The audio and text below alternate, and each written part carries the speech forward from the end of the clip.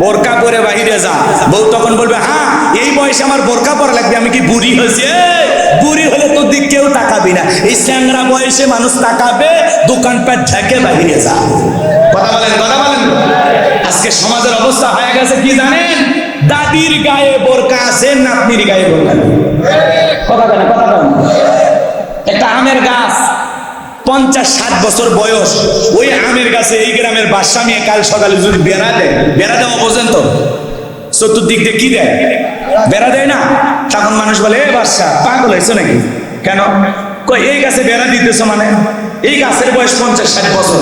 তখন বলতেছে হ্যাঁ হ্যাঁ ছাগল মুখ দেবে এই জন্য বেড়া দিতেছে। মানুষটা এই ছেলে পাগল হয়ে গেছে। আর তার 50-60 বছর যে গাছের বয়স, এই গাছে কোনোদিন ছাগলে মুখ দিতে পারবে? আম খাইতে পারবে? পাতা নষ্ট করতে পারবে?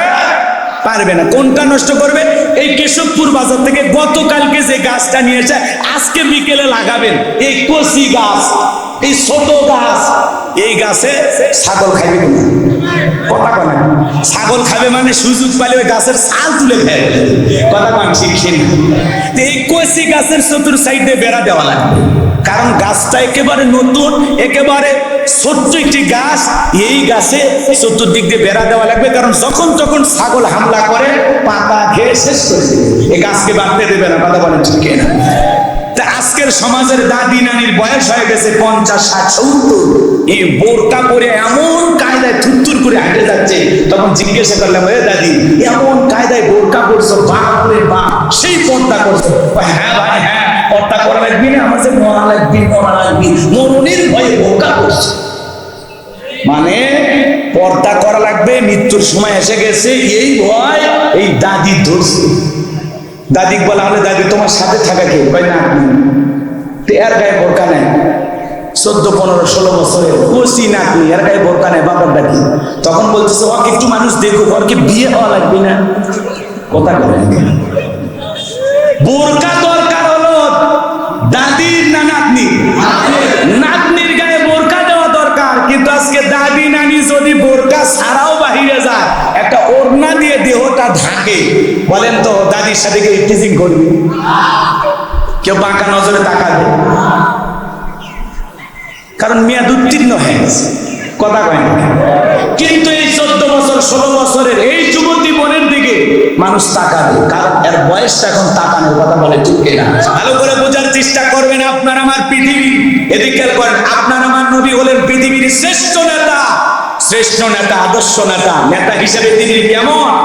যেই নেতা 63 বছরে একটি মিথ্যা কথা বলেননি, এমন বিশ্ব রেকর্ড পৃথিবীর আর কোন নেতার আছে? আল্লাহু আকবার বলেন। 63 বছরের জিন্দেগিতে একটি মিথ্যা কথা বলেননি মুহাম্মদ রাসূলুল্লাহ সাল্লাল্লাহু আলাইহি সাল্লাম। সেই নেতার অনুসারী আমরা। আল্লাহু আকবার বলেন। আর পৃথিবীতে যারা নেতা, এরা সকালবেলা মিথ্যা কথা বলে নাস্তা করে, কথা কয় না? দুপুরবেলা মিথ্যা কথা বলে লাঞ্চ করে, মিথ্যা কথা বলে রাতে ডিনার করে, ভরা পেটে মিথ্যা কথা, খালি পেটে মিথ্যা কথা, ঘুমানোর আগেও মিথ্যা কথা, ঘুম থেকে উঠে মিথ্যা কথা। মিথ্যা বলতে বলতে চেহারা ব্যাখ্যা হয়ে গেছে, এরপর মিথ্যা বলা ছাড়ে। ভিডিও ভাইরাল হয়ে যায়, তারপরে বলে আমাকে ভাসানোর চেষ্টা করা হচ্ছে।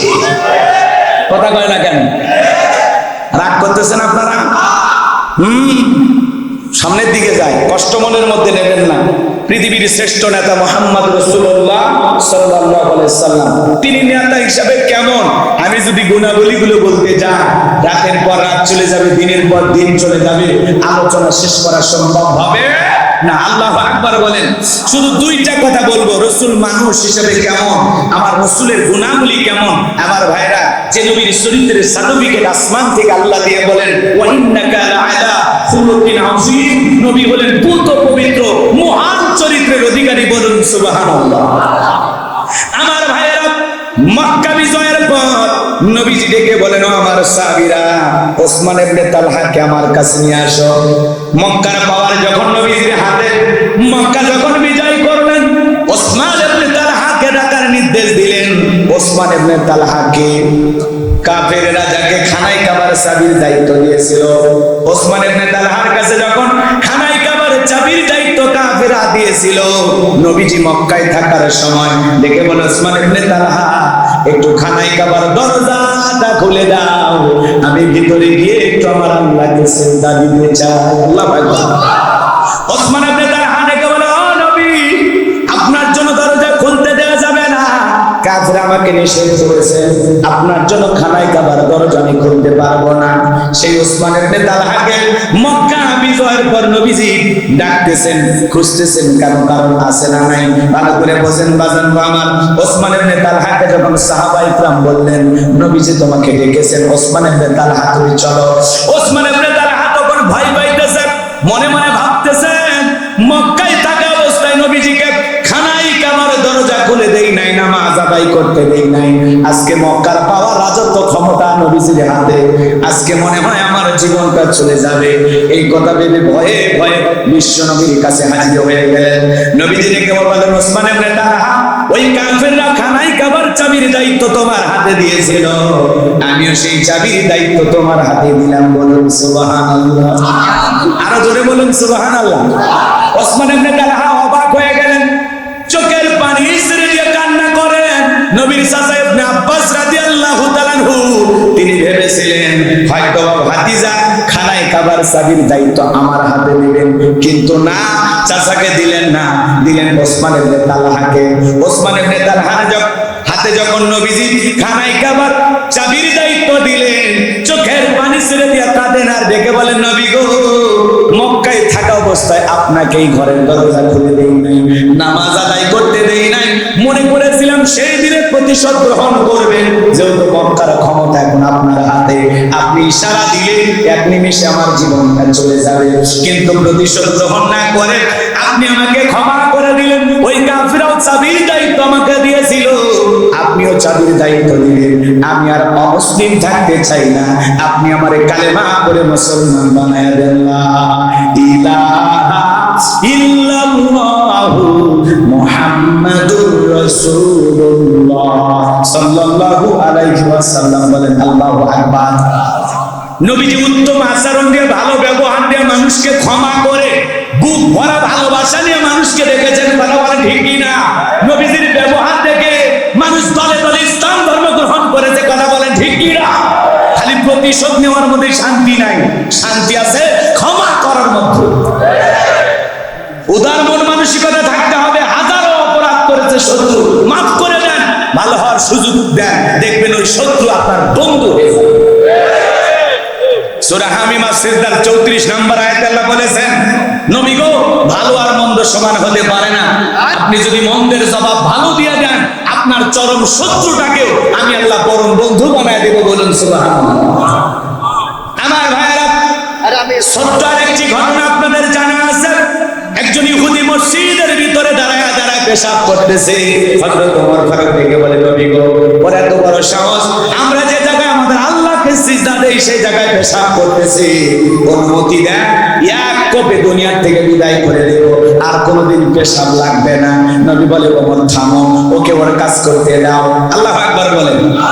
পৃথিবীর শ্রেষ্ঠ ডাক্তার ছিলেন মুহাম্মদ রাসূলুল্লাহ সাল্লাল্লাহু আলাইহি সাল্লাম।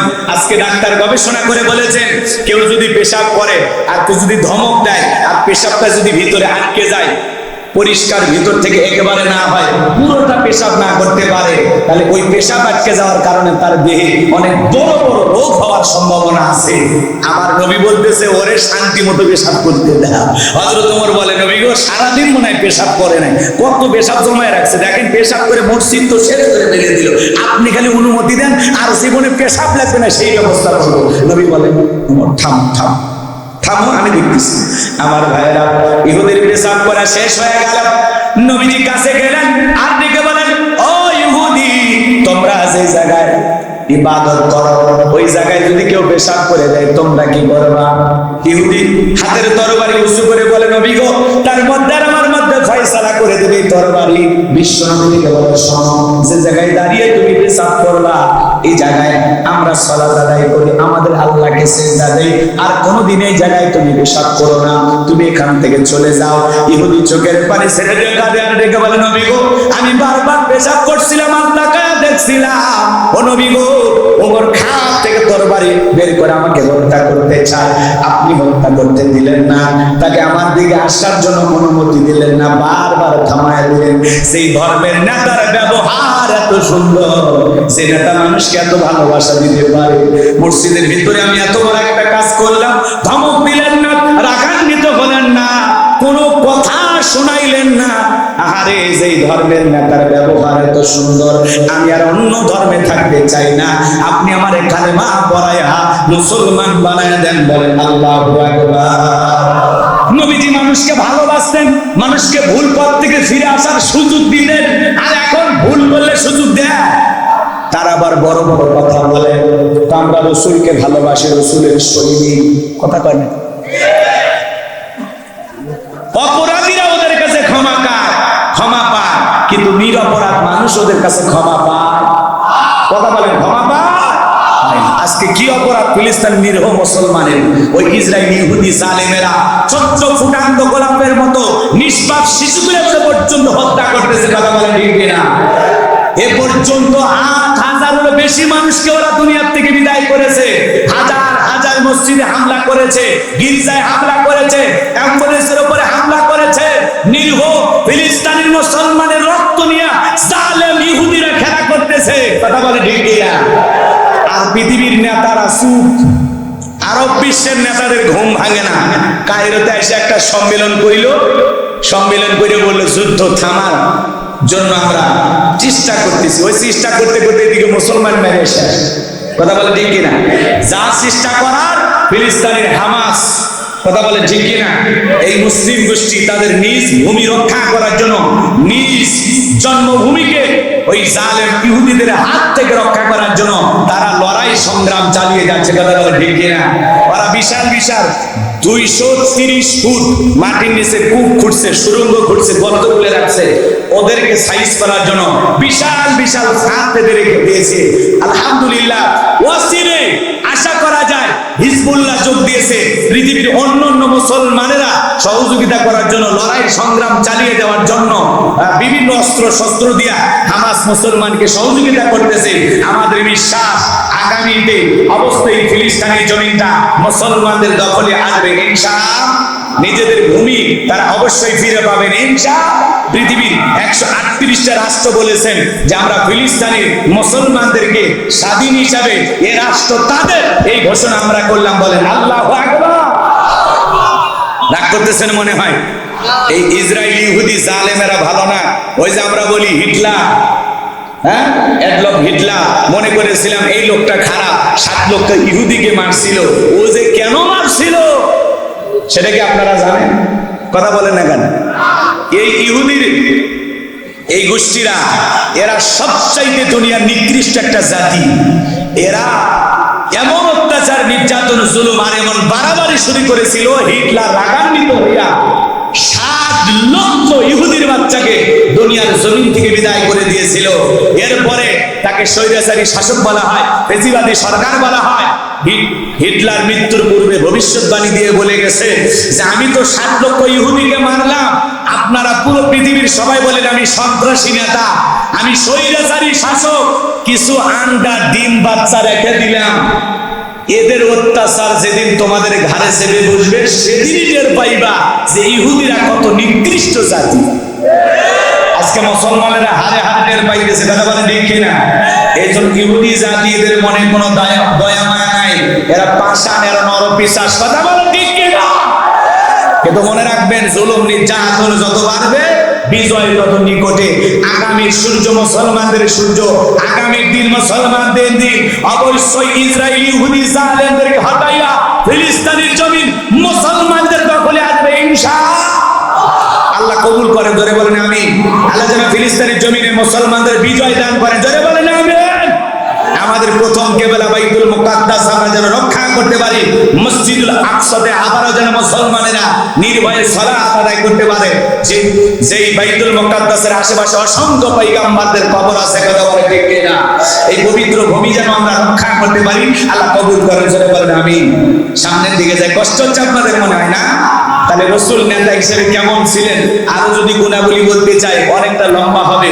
তাহলে পৃথিবীর শ্রেষ্ঠ নেতা মুহাম্মদ রাসূলুল্লাহ সাল্লাল্লাহু আলাইহি সাল্লাম, তার সাথে থেকে যারা নেতৃত্ব দেওয়া শিখেছেন, তার পরবর্তীতে যারা নেতা হয়েছেন, ইসলামের 1 নাম্বার খলিফা রাসূলের ইন্তেকালের পরে কে?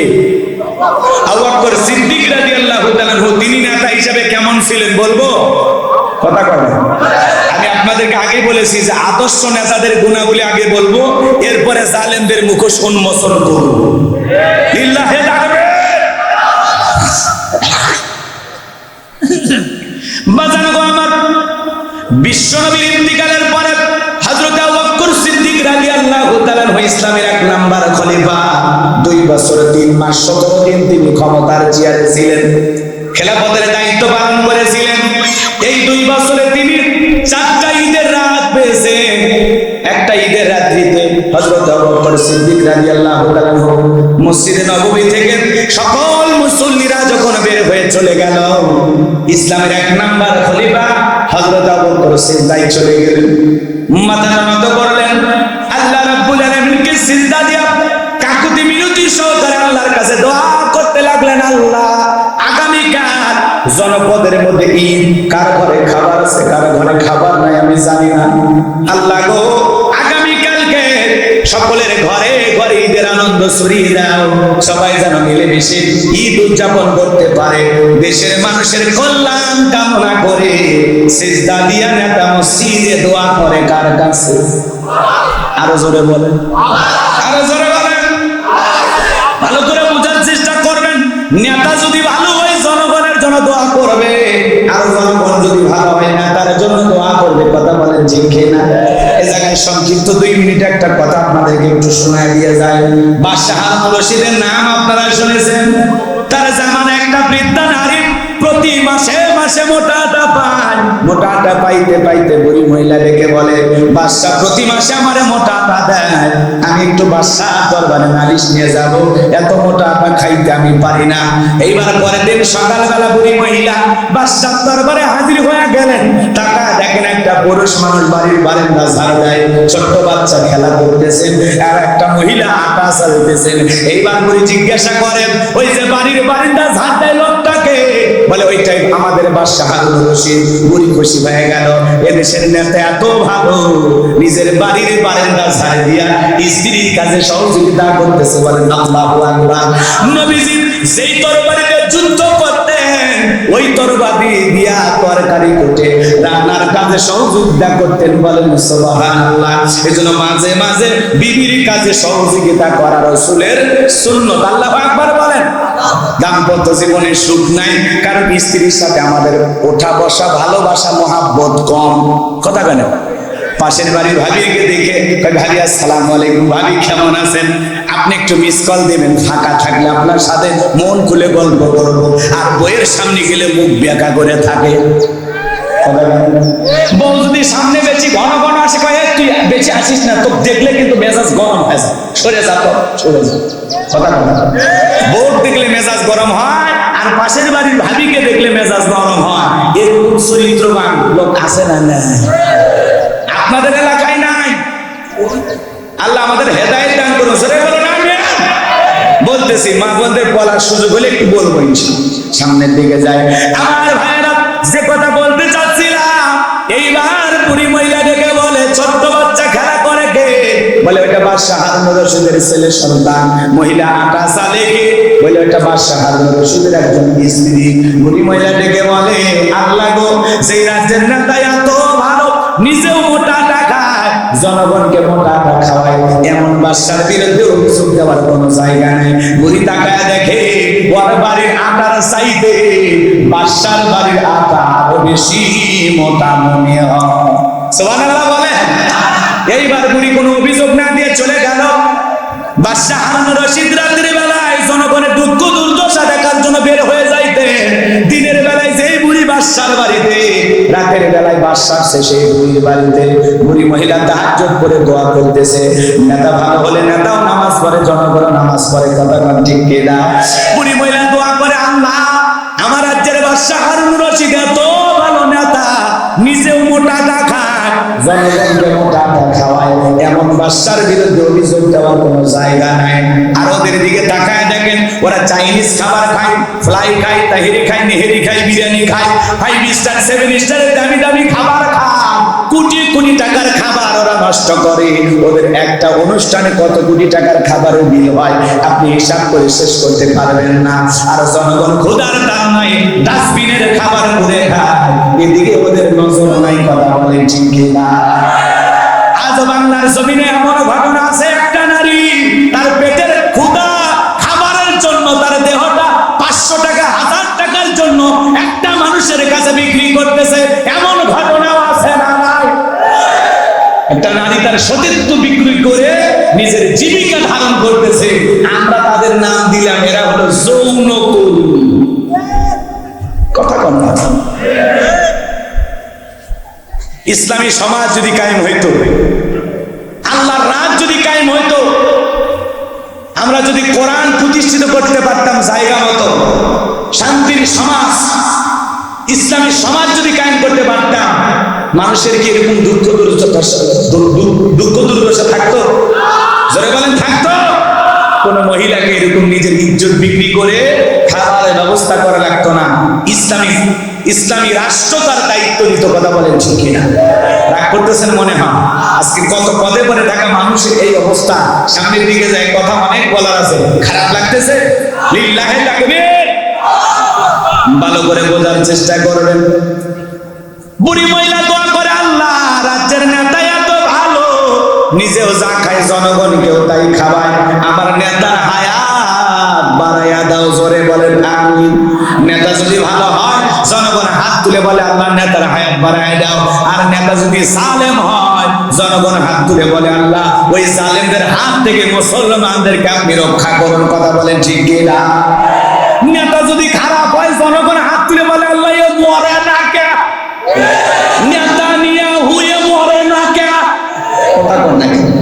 এর মতো যারা আছে, যারা মুসলমানের রক্ত দিয়ে হাত রাঙায়, যাদের হাত থেকে মুসলমান মারা রক্তের গন্ধ পাওয়া যায়, আবার ওই হাত তুলে দোয়া করে রব্বানা আতিনা ফিদ দুনিয়া। আল্লাহ বলে তোর মতো জালেমের দোয়া কবুল হবে না, তোর হাতে তো মুসলমানের রক্তের গন্ধ পাওয়া যায়। এ কথা বলে না কেন আপনারা? হাত তুলে না দোয়া কবুল হয়ে গেল আপনি সহ, তোমার হাতে তো মুসলমানের রক্তের গন্ধ পাওয়া যায়। ওই হাতে তো হাজারো মুসলমানকে আঘাত করেছো, তোমার ওই হাতের ইশারায় হাজারো ভালো মানুষের জীবন দুনিয়ার থেকে মুহূর্তে শেষ হয়ে গেছে। কথা বলা ঠিক না? হাজারো নিরপরাধ মানুষকে ষড়যন্ত্র করে ফাঁসিয়ে দেওয়া চক্রান্ত তোমার হাতে দেখো। ওই হাত তুলে দোয়া করতেছে, ওই তো আল্লাহ কবুল করিল অতই সহ। কথা বলেন না কেন? হাত তুলে দোয়া করি রব্বানা আতিনা ফিদ দুনিয়া। আল্লাহ বলে তোর মতো জালেমের দোয়া, তোর মতো সুরকুর হুসরে দোয়া আমি আল্লাহর দরবারে কবুল হবে না। কথা বলে ঠিক না? যে হাত তুলে দোয়া করতেছেন ওই হাতটাও পবিত্র হওয়া দরকার আছে না? ওই হাতটা দিয়ে যেন কোনো মানুষের জুলুম না হয়। কার টুটি চেপে ধরেছেন কিনা, কি লিখেছেন কলমের খোসা দিয়া, আল্লাহ সব দেখেছেন এবং রেকর্ড করা আছে। খালি মনে দেখেন বিচার কেমনে হয় কিয়ামতের ময়দানে আমরাও দেখব। এই দিন নয়, আরো দিন আছে। এই দিন নিয়ে যাবে সেই দিনের কাছে। দুনিয়ার জীবন শেষ নয়, পরকালের একটা লম্বা জীবন আছে না? না, আপনারা আমাকে ঠকাচ্ছেন, কষ্ট দিচ্ছেন, নির্যাতন জুলুম করতেছেন। এই দুনিয়ার জীবন কোনো না কোনো ভাবে শেষ হয়েই যাবে, থেকে থাকবে না। কিন্তু যাদেরকে ঠকিয়েছেন, যাদেরকে কাঁদিয়েছেন, যাদের উপরে জুলুম করেছেন, কিয়ামতের মাঠে যেদিন বিচার হবে সেই দিন কিভাবে পার পাবেন অপেক্ষা করেন। চলেন সামনের দিকে যাই। খারাপ লাগতেছে নাকি? চলেন বাজান গো আমার। বুড়ি মহিলা 2 নাম্বার দোয়া করে, আল্লাহ বাদশা হারুনের শুধু একটা ছেলে সন্তান দেখলাম, সেজন্য তাড়াতাড়ি মৃত্যুবরণ করে, অকাল মৃত্যুবরণ করে। বাদশা চমকে উঠছে। বুড়ি মহিলা আবার দোয়া করে, আল্লাহ এই রাজ্যের যত মুয়াজ্জিম আছে সবাই যেন তাড়াতাড়ি মারা যায়। বাদশা অবাক হয়ে গেল, বুড়ি রে তোর 1 নাম্বার দোয়া ভালো, আমার হায়াত কামনা করলি, কি তোমার ছেলে মারা যাওয়ার দোয়া কেন করলি? আর রাজ্যের মুয়াজ্জিম মারা যাওয়ার দোয়া কেন করলি? আগামী কালকে দরবারে নিয়ে তোরে জিজ্ঞাসা করব বুড়ি এই 2টা দোয়া কেন করছে। আপনারা কি শুনবেন? কারা কারা একটু হাত তুলে দেখান, লিল্লাহি তাকবীর। হাত হাত নামান। হযরত আবু বকরের কথা মনে আছে না নাই? হযরত আবু বকর সিদ্দিক রাদিয়াল্লাহু তাআলা জনগণের কল্যাণ কামনা করে, শান্তি কামনা করে, আল্লাহর কাছে দোয়া করে বলে, আল্লাহ আগামী কালকে সবার ঘরে ঘরে ঈদের আনন্দ ছড়িয়ে দাও। নেতা যদি ভালো হয় জনগণের কল্যাণ কামনা করে দোয়া করে। আর দেখবেন আমাদের সমাজে এমন নেতা আছে ঈদের আগে বিদেশে চলে যায় মার্কেট করার জন্য। হযরত আবু বকর বাড়িতে চলে আসলেন, প্রিয়তমা স্ত্রী ডেকে বলে, স্বামী গো, কই ভালো খাবার, কই সন্তানদের ভালো পোশাক, আগামী কালকে ঈদ হবে, আপনি কি ভুলে গেছেন? হযরত আবু বকর ডেকে বলে, বিবি সেই নেতা এখনো জানতে পারে নাই কার ঘরে খাবার আছে কার ঘরে খাবার নাই। সেই নেতার বাড়িতে এত ঈদের আনন্দ করার কোনো প্রয়োজন নাই। বলেন আল্লাহু আকবার। এইবার স্ত্রী কিছু সওয়াটা খেজুর টুকলা বেঁধে স্বামীর হাতে দিলেন, আর দেখে বলে, স্বামী গো, এগুলো কোথাও বিক্রি করে হলেও সন্তানদের জন্য ভালো পোশাক আর খাবার নিয়ে আসেন। হযরত আবু বকর ডেকে বলে, বিবি এগুলো পাইলা কোথায়? বলে, এগুলো কিছু জমায় রাখছিলাম। এইবার টুকলাটা নিয়ে বাইতুল মাল অর্থমন্ত্রী আসলামের কাছে যা বলে, আসলাম এখনো তালিকা অনুযায়ী যে সমস্ত গরিবের বাড়িতে খাবার পৌঁছায় নাই, এখান থেকে টুকলা থেকে খাবার গুলো একটা টোকলা বেঁধে যে কয়েকজনের বাড়িতে পৌঁছানো যায় এই খাবার গুলো জনগণের বাড়িতে পৌঁছায় দাও। বলেন আল্লাহু আকবার। নেতা কারে বলে? ইসলামের 1 নম্বর খলিফা। আরে আদর্শ নেতা কারে বলে? নিজের বাড়ির খাবার নিয়ে যায় জনগণের বাড়িতে পৌঁছায় দেয়। বলেন সুবহানাল্লাহ। আর ওরা জনগণের খাবারের উপরে থাবা মেরে নিজে খায়। কথাকে বোঝেন? সামনের দিকে যাই বাজান গো আমার, লম্বা হবে লম্বা করব না। একদিন বাজান গো আমার আসরের নামাজ আদায় করার পর হযরত আবু বকর তাকায় দেখেন একটা বৃদ্ধা নারী কুজেলে গেছে, লাঠির উপরে ভর দিয়ে চলতেছেন, মাথার উপরে বিশাল বড় একটা টোকলা নিয়ে রওনা করেছেন। মহিলা বয়সের বারে হাঁটতে পারে না। হযরত আবু বকর পিছন থেকে সালাম দিলেন, আসসালামু আলাইকুম। ও মা গো, মা একটু থেমে যাও। মহিলা থেমে গেলেন। হযরত আবু বকর যায় বলে, ও বুড়িমা, এই টুকলা বহন করে আপনার যাইতে বড় কষ্ট হয়, মনে কিছু নেবেন না, টুকলাটা আমার কাঁধে দেন। এই কথা বলে হযরত আবু বকর জনগণের গরিব দুঃখী মানুষের বোঝা নিজের কাঁধে তুলে নিলেন। বলেন আল্লাহু আকবার। এইবার মহিলার ঘর পর্যন্ত পৌঁছায়া দিয়া জিজ্ঞাসা করে, মা এই দুনিয়ার জমিনে আপনার কে কে আছে? মহিলা চোখের পানি ছেড়ে দিয়ে কেঁদে বলে, বাবা এই দুনিয়াতে আমার স্বামী নাই, সন্তান নাই। এই দুঃখীকে দেখার মতো আল্লাহ ছাড়া দুনিয়াতে আর কেউ আমার আপন নাই। এই কথা শোনার পর আবু বকরের চোখ দিয়ে পানি চলে এসেছে। হযরত আবু বকর ডেকে বলে, মা আগামী কাল থেকে আর আপনাকে কষ্ট করতে হবে না। কিভাবে আপনার দিনকাল যায়? বলে, মানুষের দ্বারে দ্বারে ভিক্ষা করে যা পাই ওইটা আমি খেয়ে বেঁচে থাকি। হযরত আবু বকর বলে, মা আগামী কাল থেকে 3 বেলা আপনার বাড়িতে আমি খাবার পৌঁছায় দেব, আর কারো দুয়ারে আপনাকে হাত পাততে হবে না। মহিলা ডেকে বলে, বাবা তুমি কেন আমার এত উপকার করবা? হযরত আবু বকর ডেকে বলে, মা মনে করেন আমি আপনার ছেলের মতো, এতদিন আপনার খবর নিতে পারি নাই, ভুল আমার হয়ে গেছে। মা আমাকে আপনি মাফ করে দেন, আর আগামী কাল থেকে 3 বেলা খাবার আপনার বাড়িতে আমি পৌঁছায় দেব। এই কথা শোনার পর বুড়ি মহিলা ডেকে বলে, বাবা তুমি যদি 3 বেলা খাবার পৌঁছায় দাও, ওই খাবার খাবো আর আমি আমার আল্লাহর ইবাদত করে সময় কাটাবো। সুবহানাল্লাহ বলেন। হযরত আবু বকর 3 বেলা নিয়মিত খাবার পৌঁছাইতে লাগলেন। লম্বা ইতিহাস আমি লম্বা করব না বাজান গো আমার। এইবার ভালো করে বোঝেন, হযরতে আবু বকর সিদ্দিক রাদিয়াল্লাহু তাআলা একদিন খাবার দিতে গেলেন। সেদিন বুড়ি মহিলা অসুস্থ, প্রচন্ড অসুস্থ, পাতলা পায়খানা করেছেন, শরীরের ভিতরে জ্বর আসছে। হযরত আবু বকর ডেকে বলে, মা দরজা খুলে দেন। মহিলা ডেকে বলে, বাবা দুর্গন্ধে ঘরে থাকা আমার জন্য কষ্টসাধ্য ব্যাপার, বাবা রে আজকে আমি দরজা খুলবো না, তুমি বাড়িতে চলে যাও। হযরত আবু বকর ডেকে বলে, মা আপনি অসুস্থ, খাবার না খাইলে আরো বেশি অসুস্থ হবেন। ও মা দরজাটা দয়া করে খুলে দেন। বারবার যখন অনুরোধ করলেন, বৃদ্ধা নারী দরজা খুলে দিলেন। হযরত আবু বকর খাবারের টুকলাটা হাতের মধ্যে দিয়ে বলে, মা এই খাবারটা খেয়ে নেন, আর আমি আপনার ময়লা মাখা পায়খানা মাখা কাপড়গুলো পানি দিয়ে ধুয়ে পরিষ্কার করে এনে দেই। বলেন আল্লাহু আকবার। নেতা কারে বলে? আদর্শ নেতা কারে বলে? এমন চরিত্র কি একটা মেম্বারেরও খুঁজে পাওয়া যাবে? উপরে যারা আছে তাদের কথা বাদই দিলাম, কথা বলেন না কেন? এমন আদর্শ কুকুনি মেম্বারের মাঝে পাওয়া যাবে? খালি পোস্টারে লেখা থাকে জনসেবা করার সুযোগ দিন। সেবা কি কারে বলে ওরা বোঝে না। কথা বলে নির্বাচনের আগে লেখা থাকে পোস্টারে গরিবের বন্ধু, ভোট দিয়ে দেখেন গরিবের কয় নাম্বার শত্রু করে কেউ জানেন। কথা কন ঠিক কিনা? গাড়ি ছিল না, বাড়ি ছিল না, রাতে রাতে নির্বাচন করে 2-4 বছর ক্ষমতায় থাকা, গাড়ি বাড়ি টাকা পয়সার কোনো অভাব নাই। এরকম আছে না? না ওই যে শিল্পী আইনুদ্দিন আল আজাদ মনে দুঃখে একটা আঞ্চলিক ভাষায় গান গাইছিল, শুনবেন? রাগ করবেন না তো? উনি বলছিল গরম ভাতে বিলাই বেজার, উচিত কথায় মা হই বেজার, কইতে গেলে কি রাজার মনে লাগে ভয়, আমরা গরিব হামা গরব দেখার মানুষ কেউ নাই, আমরা গরিব হামা গরব দেখার মানুষ কেউ নাই। কথা বলে ঠিক না? ও নেতা চালের দাম ভালো কয় চুপ কর, তেলের দাম ভালো কয় চুপ, ডিম চুপ, আলু চুপ, বুঝো না? রোজগার বেড়ে গেছে, সেই জামানা কি আরো আছে? এক সময় 30-40 টাকা ইনকাম করতে, এখন তো 1000-1200 টাকা ইনকাম করো, তো কিনতে সমস্যা কি? নেতা পেঁয়াজের দাম বাড়ছে, 1 কেজির জায়গায় 1/2 কেজি কিনে খান। কথা কয় প্রয়োজনে একটা পেঁয়াজ দ্বারা রান্না, বুঝলেন নাই? রাগ করতেছেন না? আপনি চিৎকার করবেন, প্রতিবাদ করবেন, আপনার চিৎকার শোনার মতো দুনিয়াতে কেউ নেই। অভিভাবক যদি ভালো না হয়, ছেলে মেয়ে দুষ্ট হওয়াটাই স্বাভাবিক।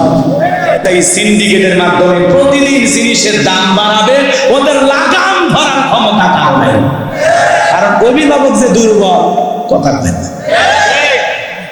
ওপরে বলতেছে আমরা বিষয়টা দেখতেছি, আবার এই দিক দিয়ে 1 বস্তা দিয়ে আসে, বুঝলেন না? না ভেঙ্গে ভেঙ্গে বলা লাগবে, বাপরে বাপ আপনার বুঝাইতেছে আমার বিপক্ষে না, যা বলছি আকার ইঙ্গিতে বুঝেন। আল্লাহ হেদায়েত দান করুন, সরে বলেন আমিন। তাহলে কালো বাজার ব্যবসায়ী যারা সিন্ডিকেটের মাধ্যমে বাংলাদেশের প্রত্যেকটা দ্রব্য মূল্যের বাজারে আগুন লাগাইছে, প্রত্যেকটা জিনিসের দাম বাড়াইয়া, মাল মজুদ কইরা, জনগণের উপরে জুলুম করে টাকা ইনকাম করতেছে, আল্লাহর দরবারে প্রত্যেকটা টাকার পাই টু পাই জবাব ওই অসাধু ব্যবসায়ীদের দিতে হবে। ছাড় নাই, ছাড় নাই, আল্লাহ ধরবেই। কথা কন 5 টাকা 6 টাকা ডিম 15 টাকা, ওগুলো আর বলবো না। কথা কন না, রাগ করছেন না? কি কথা বলছিলাম ভুলে গেছেন? কি বলছিলাম বলেন? বাদশাহ হারুন রশিদ, এজন্য বাজান গো আমার, আমাদের দুঃখ দেখার কেউ, কথা বলে দুঃখ দেখা, বিরক্ত হচ্ছেন না? আরে ক্ষমতাতে যেতে পারলে জীবনে একবার, বাড়ি গাড়ি হতে রে ভাই দেরি হয় না তার, তাই তো মন চাই সব বেশিয়া ভোটে দাঁড়ায়, আমরা গরিব হামা গরব দেখার মানুষ কেউ নাই। আরে ভোটের আগে চান্দু চাচা কইলো হামাগে রে, এমপি যদি হতে পারি দেব গোলা ভরে, এমপি হয়ে এখন দেখি চাচার নাগাল কি দা পাই, আমরা গরিব হামা গরব দেখার মানুষ কেউ নাই।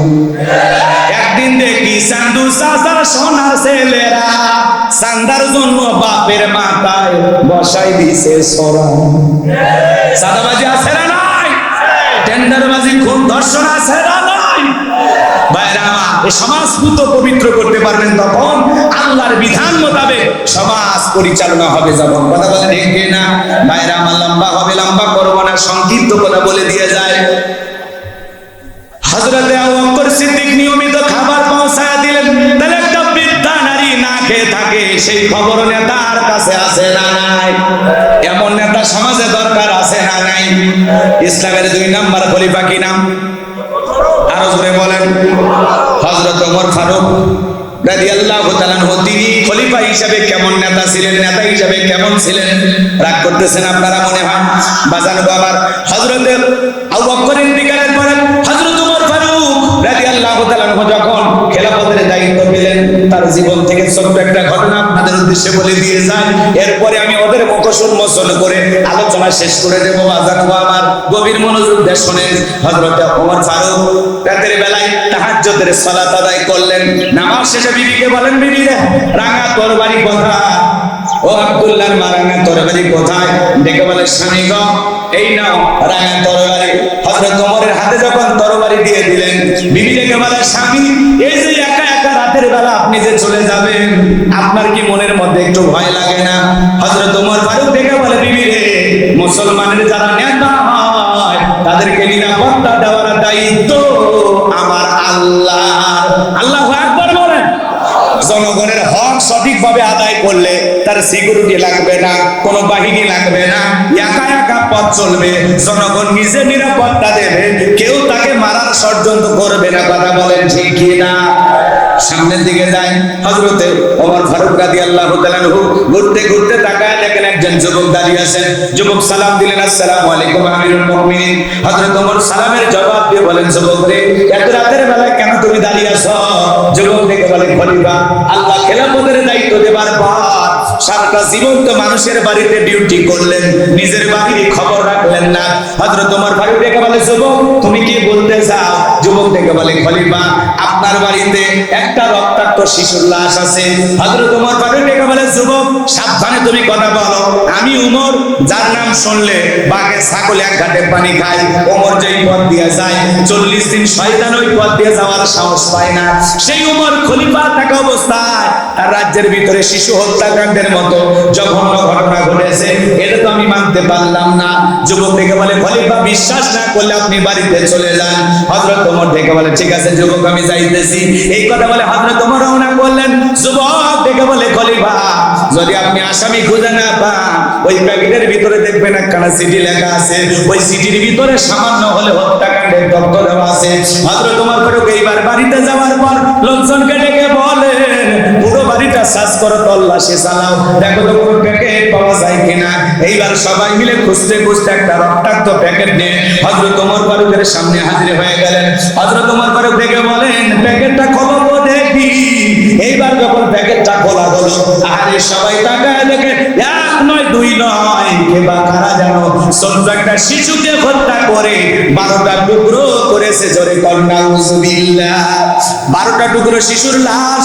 হযরত ওমর ফারুক অজরে চোখের পানি ছেড়ে দিয়ে কাঁদতে কাঁদতে বলেন, আল্লাহ কার হৃদয় এত বড় নিঠুর, কে এত বড় নির্দয়, কে এত বড় পাষাণ? কি ছিল এই শিশুর অপরাধ? কেন তাকে 12টা টুকরো করে হত্যা করা হলো? যতক্ষণ পর্যন্ত এই শিশু হত্যাকারীর বিচার না করতে পারবো, ততক্ষণ পর্যন্ত আমি উমর শান্ত হব না। বলেন আল্লাহু আকবার। নেতা কারে বলে? শিশুর লাশের সামনে দাঁড়ায়া কি করলো? আদা করলো, আমি শিশু হত্যাকারীর বিচার করব। আর আমাদের সমাজের মধ্যে অনেক হত্যাকাণ্ডের ঘটনা ঘটে। বিচারের দাবিতে মানববন্ধন করা লাগে, অমুকের বিচার চাই, এই হত্যাকাণ্ডের বিচার চাই, ধর্ষণের বিচার চাই। 2 মাস 6 মাস আন্দোলন করার পর পেপার পত্রিকা মিডিয়ায় সব জায়গায় যখন খবর প্রচার হয়, এরপরে নেতাদের ঘুম ভাঙে। ওরা তখন বলতেছে, আমরা বিষয়টা ভেবে দেখতেছি। কথা বল। আন্দোলন হওয়ার পরে তখন ওনাদের ঘুম ভাঙে, তখন বলে আমরা এর বিচার করব। তারপরে 3 সদস্যের তদন্ত কমিটি, ওই পর্যন্ত শেষ। ওর রিপোর্ট কিয়ামত হলে আর বাইরে কথা কয় না, কথা কয় না। লিল্লাহে তাকবীর। সমাজে এরকম আছে না নাই? হযরত ওমর ফারুক ডেকে বলে, এই হত্যাকাণ্ডের বিচার না করা পর্যন্ত আমি ওমর শান্ত হব না। কে এই শিশুকে হত্যা করেছে, কেন হত্যা করলো, কি অপরাধ এই শিশু? আপনারা শুনবেন না? কষ্ট হচ্ছে? হযরত ওমর ফারুক এইবার ডেকে বলে, প্যাকেটটা খোলো তো দেখি তো প্যাকেটের ভিতরে কোনো চিঠি আছে কিনা। আমার ভাইয়েরা, এইবার প্যাকেটটা খোলার পর দেখলেন, প্যাকেটটা খোঁজার পর একটা চিঠি খুঁজে পাওয়া গেল। হযরত ওমর চিঠিটা হাতের মধ্যে নিলেন। ওই চিঠির ভিতরে 2 লাইন কথা লেখা আছে। 1 নাম্বার হলো পবিত্র কুরআনুল কারীমের সূরা মাইদা 44 নম্বর আয়াতের শেষের অংশ, ওয়া বাল্লাম ইয়াহকুম বিমা আনসালাল্লাহু ফাউলাইকা হুমুল কাফিরুন।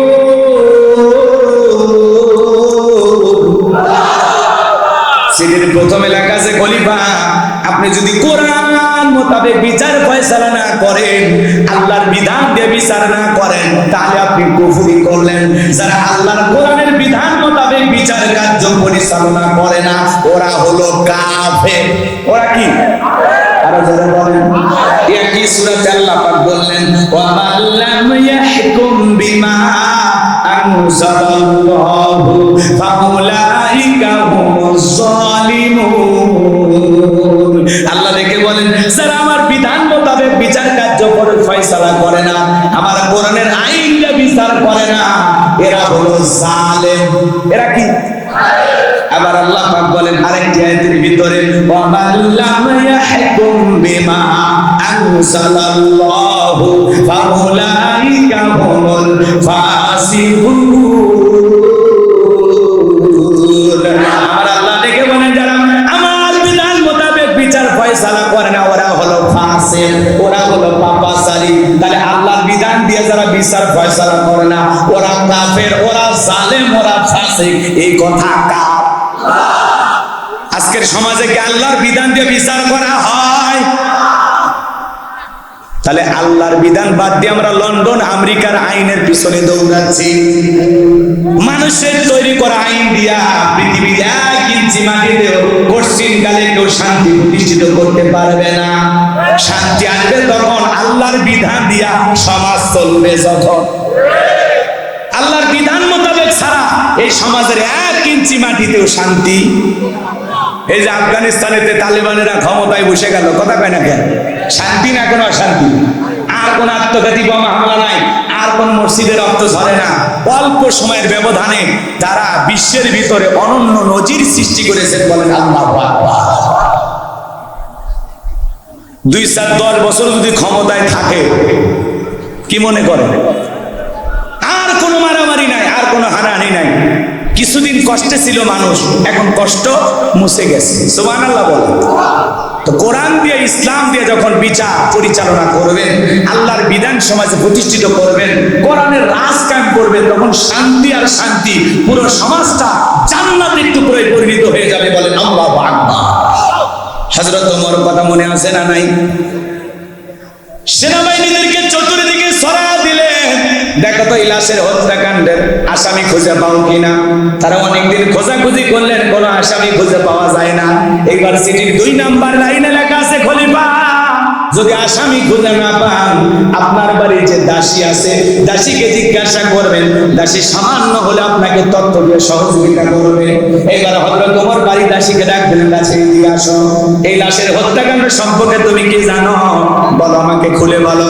দাসী থেকে বলে, খলিফা আপনি যখন বাড়ির বাইরে যান, আমি দরজাটা লাগানোর জন্য যাই, সেদিন দরজা লাগাইতে গিয়ে দেখি এমন একটা সুন্দরী মহিলা, ওরে মদিনা বললেও ভুল হবে না, এত সুন্দরী মেয়ে আমি কোনোদিন দেখি নাই। ওই মেয়েটাই প্যাকেটটা নিয়ে বাড়ির ভিতরে প্রবেশ করলো। এই বাড়ির ভিতরে প্যাকেটটা রেখে 1 পা 2 পা করে সামনের দিকে রওনা করলো। আমি পেছনে যাইতে যাইতে যাই, দেখি ওই যে একটা জঙ্গল দেখা যায়। ওই জঙ্গলের পাশে ছোট্ট একটা ঝুপড়ি কুটির একটা ঘর আছে। ওই ঘরের ভিতরে মেয়েটা প্রবেশ করলো। আপনি যদি লাশের আসামি খুঁজতে চান, হত্যা কে করেছে বিষয়টা আপনি যদি সঠিকভাবে জানতে চান, তাহলে ওই মেয়েটাকে জিজ্ঞাসা করলে সে আপনাকে সঠিক তথ্য দিতে পারবে। দাসীর কাছ থেকে এই কথা শোনার পর এইবার হযরত ওমর ফারুক সেনাবাহিনী নিয়ে যায়, প্রশাসনের লোক নিয়ে যায়, আর পুরো বাড়ির চতুর্দিকে ঘেরাও করলেন। দরজায় যা নক করে, ভিতরে কে? ভিতরে থেকে আওয়াজ আসে, আপনি কে? হযরত ওমর ফারুক ডেকে বলেন, আমি খলিফাতুল মুসলিমিন আমিরুল মুমিনিন হযরত ওমর, দরজায় দাঁড়িয়েছি, খুলে দাও। হযরত ওমরের নাম শোনার পর কলিজায় পানি নাই শুকে গেছে। বৃদ্ধ একটা মানুষ 1 পা 2 পা করে এসে দরজা খুলে দিলেন। হযরত ওমর ফারুক বাড়িতে ঢুকে সালাম দিলেন, আসসালামু আলাইকুম। বাবা, যে এই বাড়িতে কে থাকে? বলে, আমি থাকি, আর আমার একটা মা মরা মেয়ে থাকে। আপনার মেয়ে কোথায়? ডাক দেন। এবার মেয়েকে ডাক দেওয়া হলো। হযরত ওমর ফারুক জিজ্ঞাসা করেন, এই মেয়ে বলো তো এটা তোমার কে হয়? বলে, আমার বাবা। যেহেতু বাবা মেয়ের সম্পর্ক, কোন ভদ্রলোক বাজে মন্তব্য করতে পারে না। এইবার থেকে বলে, মেয়েরে বলো তো আমার বাড়িতে লাশের প্যাকেট কে রেখে দিয়েছে? এই সন্তানটা আর কে হত্যা করেছে? কেনই বা হত্যা করেছে? শুধু হত্যা করে নাই, একটা চিঠি পর্যন্ত লিখে আমার বাড়িতে দিয়ে আসছে। এখন তাড়াতাড়ি করে বলো, এই সন্তানকার কেনই বা তাকে হত্যা করা হলো? প্রত্যেকটা কথা সঠিকভাবে বলবা, একটা মিথ্যা কথা বলার চেষ্টা করবা না। মেয়েটা চোখের পানি ছেড়ে দিয়ে কাঁদে আর ডেকে বলেন, ও খলিফাতুল মুসলিমিন আমিরুল মুমিনিন, আমি একটা মিথ্যা কথা বলবো না, আমি যা বলবো সত্য বলবো। খলিফা গো, আমি আপনাকে যা বলবো সত্য বলবো। আমার 1 নাম্বার অপরাধ, আমি আমি গরিবের ঘরে সুন্দরী মেয়েটাই আমার অপরাধ। গরিবের ঘরে যদি সুন্দরী মেয়ে হয়, এলাকার বখাটা ছেলেরা কথা কয় না কেন? এলাকার বখাটা ছেলেরা ইফটিজিং করে, আজে বাজে মন্তব্য করে, বাজে ভাষায় তার দিকে ইঙ্গিত করে। কথা বলেন না কেন? গরিবের ঘরে যদি সুন্দরী মেয়ে হয়, এলাকার বখাটা যুবকেরা বলে সঙ্গী চলেছে একা পথে, সঙ্গী হলে বস্তি তাতে মনে হয় পায়ের সুতা গুলে দুই গালে দুটা মারলে অপরাধ হবে। আছে না এরকম? রাগ করতেছেন মনে হয়।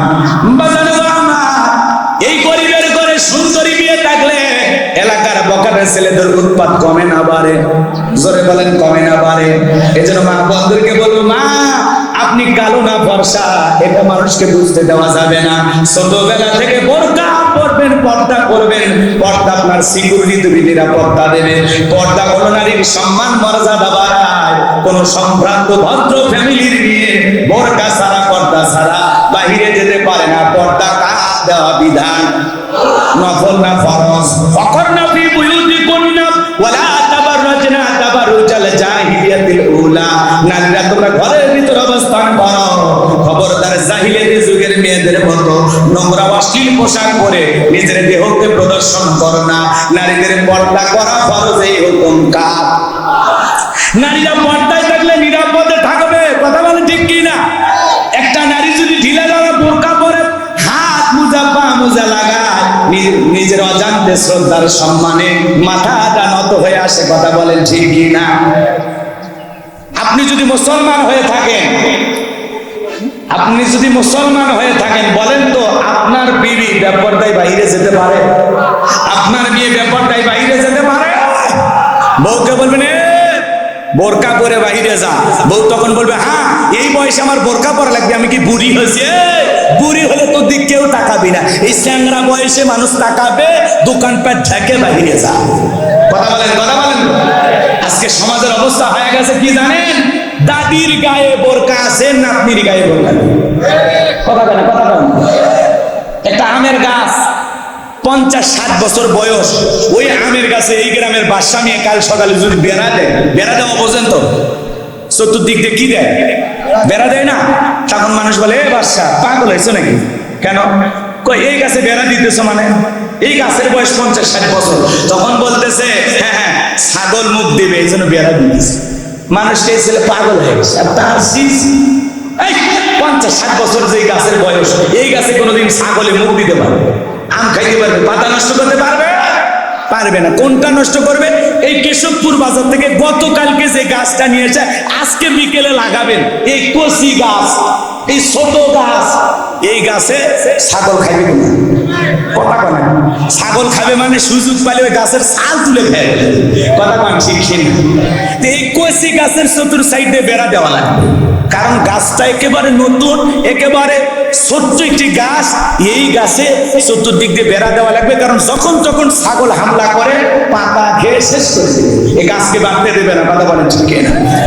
তা আজকের সমাজের দাদি নানির বয়স হয়ে গেছে 50-60-70, এই বোরকা পরে এমন কায়দায় থুত্তুর করে হাঁটে যাচ্ছে। তখন জিজ্ঞাসা করলাম, এ দাদি এমন কায়দায় বোরকা পরছো? বাপ রে বাপ, সেই পর্দা করছো? হ্যাঁ ভাই হ্যাঁ, পর্দা করা লাগবে না, আমার যে মরা লাগবে, মরা লাগবে, মরণের ভয়ে বোরকা করছে। মানে পর্দা করা লাগবে, মৃত্যুর সময় এসে গেছে, এই ভয় এই দাদি ধরছে। দাদি বলা হলে, দাদি তোমার সাথে থাকা কে? ভাই না আপনি। এর গায়ে বোরকা নেই, 14-15-16 বছরের কচি নাতনি, এর গায়ে বোরকা নেই, বাবার ডাকি। তখন বলতেছে, ওকে একটু মানুষ দেখুক, ওর কি বিয়ে হওয়া লাগবে না? কথা বলেন, বোরকা দরকার হলো দাদির না নাতনি? নাতনির গায়ে বোরকা দেওয়া দরকার। কিন্তু আজকে দাদি নানি যদি বোরকা ছাড়াও বাহিরে যায়, একটা ওড়না দিয়ে দেহটা ঢাকে, বলেন তো দাদির সাথে কেউ টিচিং করবে? কেউ বাঁকা নজরে তাকাবে? কারণ মেয়াদ উত্তীর্ণ হয়ে গেছে। কথা কয় না?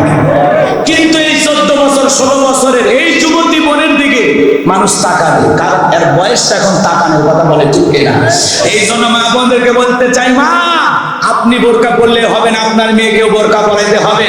দাদি নানির বোরকা পরলে হবে না, নাতনিদেরও বোরকা পরতে হবে। কথা বলে ঠিক কি না? পর্দা নারীর সম্মান মর্যাদা বাড়ায়, পর্দাশীল নারীর উপরে আল্লাহর রহমত নাজিল হয়। পর্দা আপনার সিকিউরিটি দেবে, আপনার নিরাপত্তা বাড়াবে। কোন লোক বাজে ইশারায় আপনার দিকে তাকাতে পারবে? বোঝা গেছে? আর জ্বালা ওই যে বোরকা ছাড়া রং ঢঙ্গের সাজ দিয়ে, বোঝেন না, বিউটি পার্লারের সাজ দিয়া, বাপ রে বাপ, এমন কায়দায় অন্যায় মনে নিবি না, খালি কোনো মতে এই দিক দিয়ে ঝুলে রাখছে। কথা কন আছে না নাই? আর কেউ কেউ আবার মাফলার বানায়, মাফলার বোঝেন তো, খালি গলার দুই সাইডে ঝুলে পেছনে ফেলে দেয়, এরকম আছে না? না, আমার মা বোনদেরকে আল্লাহ পর্দা করে তৌফিক দান করুন, জোরে বলুন আমিন। মা বোনদেরকে বলতে চাই, মা, আল্লাহর ভয় যদি অন্তরে থাকে, জাহান্নামের আগুন থেকে যদি নিজেকে বাঁচাইতে চান, পর্দা ছাড়া বিকল্প কোনো রাস্তা নাই। কথা বলে ঠিক কিনা? নারীরা 4টা আমলে 8টা জান্নাতের দরজা খোলা। 1 নাম্বার নামাজ, 2 নাম্বার রোজা, 3 নাম্বার ফরজ পর্দা, 4 নাম্বার স্বামীর খেদমত। এই 4টা আমলে মা বোনেরা জান্নাতের 8টা দরজার যে কোনো দরজা দিয়া জান্নাতে প্রবেশ করবে। বলুন সুবহানাল্লাহ, আরো জোরে বলুন সুবহানাল্লাহ। আমার ভাইয়েরা, লম্বা হবে, মা বোনদেরকে নিয়ে আর বেশি কথা বলতে পারলাম না। সামনের দিকে যাইছে, কথা বলতে চাচ্ছিলাম, একটু মনোযোগ দিয়ে শোনেন। মেয়েটা কেটে বলে, খলিফা, আমার 1 নাম্বার অপরাধ, আমি গরিবের ঘরের সুন্দরী মেয়ে, এটাই আমার 1 নাম্বার অপরাধ। এলাকার বকাটা ছেলেরা আজে বাজে কুপ্রস্তাব দেয়, বাজে বাজে ইশারা দিয়ে আমাকে ডাকে। আমি একদিন গহীন জঙ্গলে লাকড়ি আনার জন্য, খড়ি আনার জন্য রওনা করেছিলাম। সেদিন তারা ওত পেতেছিল, আমি আর এই বিষয়টা জানতে পারি নাই। আমি যখন লাকড়ি নিয়ে আসতেছিলাম, পথের মধ্যে কয়েকজন যুবক আমার পথ ঘেরাও করে ধরলো। এরপরে তারা আমার উপরে পশুর মতো ঝাঁপিয়ে পড়ে আমাকে ধর্ষণ করলো। ওই যুবকদের ধর্ষণ করার কারণে, ওরা আমার উপরে নির্যাতন জুলুম করার কারণে আমার পেটে আস্তে আস্তে সন্তানটা বড় হতে লাগলো। আমি যখন টের পাইলাম আমি গর্ভবতী, তখন আমি আর লজ্জায় বাহিরে যাই না। আস্তে আস্তে সন্তানটা বড় হলো, সন্তানটাকে আমি জন্ম দিলাম।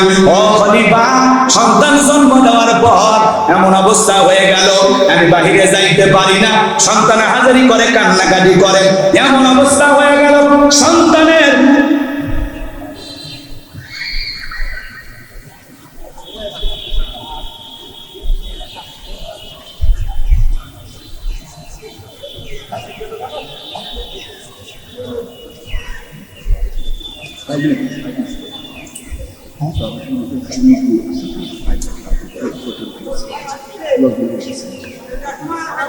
কষ্ট পাচ্ছেন আপনারা? লিল্লাহি তাকবীর। আমার ভাইরা, যে কথা বলতে চাচ্ছিলাম, বাজান গো, আমার মেয়েটা ডেকে বলে, খলিফা, আমি সন্তান জন্ম দেওয়ার পর আমার অবস্থা এমন হয়ে গেল, খাবার নাই, বাড়িতে খাবারের পানি পর্যন্ত নাই। কয়েকটা দিন অতিবাহিত হয়ে যাওয়ার পর আমার উপরে এমন ভাবে মানসিক ভাবে আমি পাগল হয়ে যাইতে লাগলাম। আমার স্তনে 1 ফোঁটা দুধ পর্যন্ত না, যে দুধটা আমি আমার সন্তানকে পান করাবো।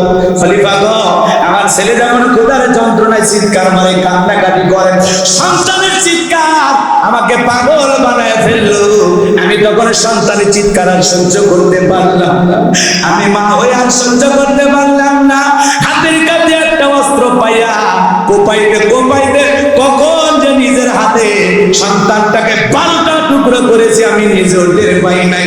কিছু সময় পর আমি যখন ভালো হয়ে গেলাম, সন্তানের কান্নাটা যখন বন্ধ হয়ে গেছে, আমি তখন নিজের দিকে তাকায় দেখি আমি নিজের হাতে আমার সন্তানটাকে 12 টুকরো করেছি। জোরে বল নাউজুবিল্লাহ। ও খলিফা, তখন আমি বুঝতে পারলাম এটা আমার অপরাধ হয়ে গেছে। ওরা আমাকে ধর্ষণ করেছে, যার ফলে আমি সন্তান জন্ম দিয়েছি। অপরাধ যদি থাকে ওদের আছে, আমার আছে, কিন্তু এই নিষ্পাপ শিশুর তো কোনো অপরাধ ছিল না। আমি কেন তাকে হত্যা করলাম? পরকালে আল্লাহ তো আমাকে ছাড়বেন না। ওই পরকালে জাহান্নামের শাস্তি আল্লাহ রাব্বুল আলামিনের বিচারের সামনে দাঁড়ানোর সাহস আমার নাই। এই জন্য আমি মনে করলাম অনেক বড় একটা অপরাধ করেছি। তখন আমি আমার সন্তানের লাশটাকে প্যাকেট করলাম, আর চিঠিটা লিখে রাখলাম, আর আপনার বাড়িতে রেখে আসলাম। খলিফা গো, যদি বিচার করা লাগে ওদের আপনি বিচার করেন, আর আমি আমার সন্তানকে হত্যা করেছি, আমারও বিচার করেন। যা শাস্তি দুনিয়াতে হোক, আল্লাহর কোরআন দিয়ে আপনি আমাদের বিচার করবেন। বলেন আল্লাহু আকবার।